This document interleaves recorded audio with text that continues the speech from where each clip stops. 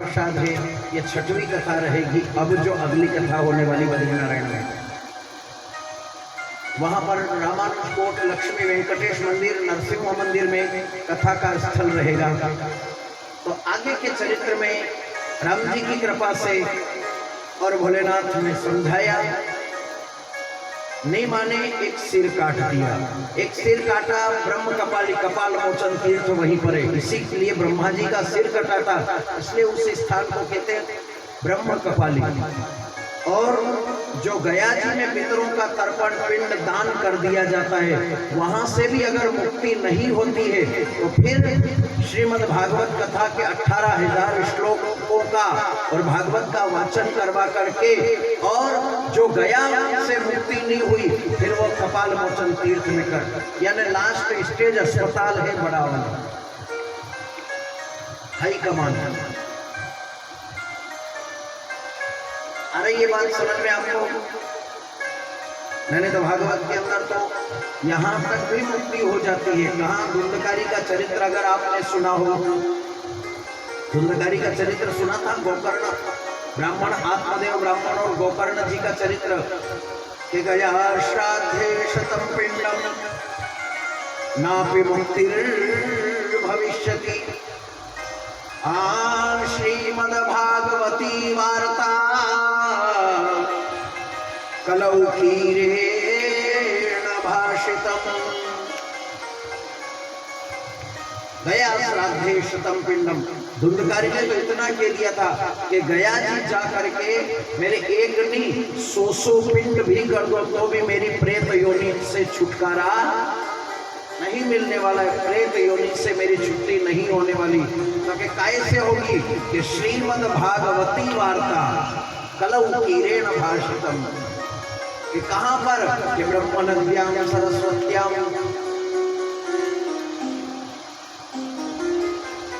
अलकनंदा के किनारे बद्रीनारायण में ब्रह्म कपाली में, वहां जाकर के श्रीमद् भागवत कथा का वाचन अनुष्ठान करवाया जाए। तब पितरों की जो फांसी लेकर के मरे हैं, जो जहर खा करके मरे हैं, जो एक्सीडेंट से मरे हैं, जो कुएं में कूद करके आग से जल करके आधी उम्र में रोग पीड़ा से जिससे ट्रीटमेंट नहीं हो पाया, जैसे कोरोना में अभी बहुत सारों का ट्रीटमेंट नहीं हुआ, उसके कारण एक्सपायर हो गए, और ट्रीटमेंट हो जाता तो बहुत सारे हैं भी सही जिंदे। तो आदि आदि जो अधोगति में जाने वाले हैं, सांप का काटा हुआ, ये सब के सब अधोगामी कहलाते हैं। इनके लिए श्रीमद् भागवत कथा का अनुष्ठान करवाना ही मुक्ति का मार्ग है। बोलो राजा रामचंद्र भगवान की, श्री सच्चिदानंद भगवान की जय। तो कहने का तात्पर्य यह है कि वहां से चले और ब्रह्मा जी कपाल मोचन तीर्थ में जाकर के शिव जी ने सिर काटा। शिव जी के और ब्रह्मा के नाना प्रकार के अपवादक शब्दों का अपवाद हुआ है। फिर देवताओं ने समझाया और समझा करके शिव जी अपने स्थान पर चले गए, और ये स्थान ब्रह्मा जी अपने स्थान पर आ गए और इधर विनती करी देवताओं ने। यहाँ पर ब्रह्मा जी का और देवताओं ने प्रार्थना भी करी थी शिव जी से कि हे भोलेनाथ, अब ये सिर कट गया, अब इसका क्या होगा? तब ब्रह्मा जी ने, शिव जी ने कहा, ये जो सिर है इसका गधा की योनि प्राप्त होगी। वहीं से गधे का सिर हो गया और गधे की योनि की उत्पत्ति हुई है। आगे से चले, गधे जैसे काम किए थे इसलिए मैंने तो पूजा गया था। घोड़ा पूजाता है, घोड़ी पूजाती है, उसी की प्रजाति गधा है, मगर कोई पूजा नहीं, केवल ढोने के ही काम में, गधागिरी के ही काम में आता है। ब्रह्मा जी का सत्यलोक में आना, और अब ब्रह्मा जी के दिमाग में एक ये, इधर एक ये जो कन्या थी पद्मावती, इसके मन में ये विचार आया कि आखिर कारण क्या? और अब तो सभी देवी देवता ऋषि महात्मा सभी ने मेरे को देख लिया कि मेरे पिता मेरे पीछे हुए थे, मेरे पिता की मेरे कारण मेरे ऊपर नीयत खराब हुई थी, अब मेरी क्या रही? बाप के घर तो जाने की रही नहीं। अगर बाप के घर जाऊं तो भी लोग क्या कहेंगे? अगर अकेली भटकूं तो नारी जाती। प्रार्थना करी, मरने के लिए चली। वशिष्ठ ऋषि ने आकर के बचाया, समझाया और समझा करके कहा शिव का तप करो। शिव जी की तपस्या करने लगी।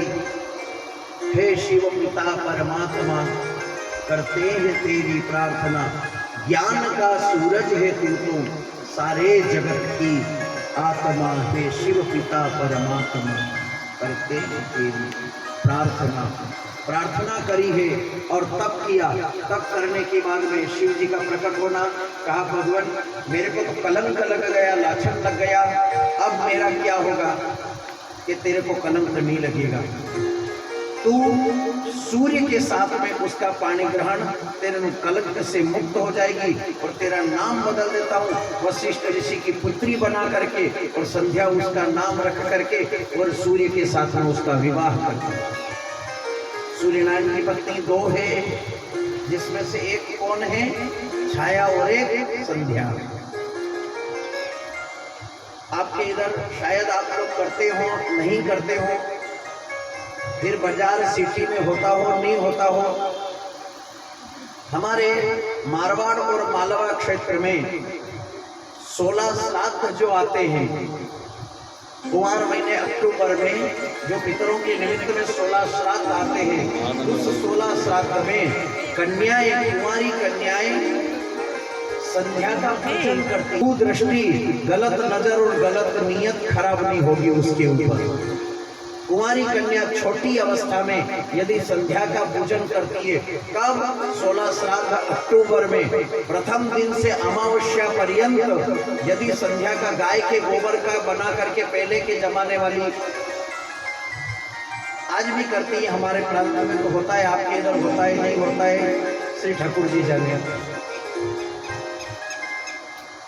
भाद्रपद की पूर्णिमा जो होती है, भादवे महीने की, भादवा महीने की पूर्णिमा जो होती है, उसकी सायंकालीन से संध्या निकलती है। संध्या निकलती है, उसी की साक्षी में उसका पूजन होता है, सूर्य पूजन होता है उसमें। और सूर्य, चंद्रमा, पृथ्वी, वायु, सूर्य के चिन्ह बनते और पूजा अर्चना होती है। अमावस्या पर्यंत 16 दिन होता है।